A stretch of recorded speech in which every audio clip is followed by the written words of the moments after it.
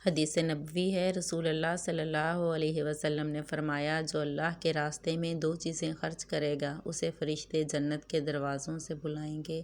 क्या ये अल्लाह के बंदे, ये दरवाज़ा अच्छा है। फिर जो शख्स नमाजी होगा उसे नमाज के दरवाज़ा से बुलाया जाएगा।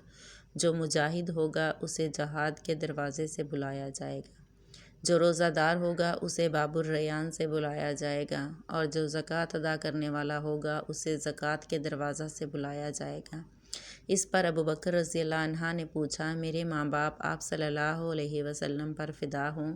या रसूलल्लाह सल्लल्लाहु अलैहि वसल्लम, जो लोग इन दरवाज़ों में से किसी एक दरवाज़ा से बुलाए जाएंगे, मुझे इनसे बहस नहीं। आप सल्लल्लाहु अलैहि वसल्लम ये फरमाएं कि क्या कोई ऐसा भी होगा जिसे इन सब दरवाज़ों से बुलाया जाएगा। आप सल्लल्लाहु अलैहि वसल्लम ने फरमाया कि हाँ, और मुझे उम्मीद है कि आप भी इन्हीं में से होंगे।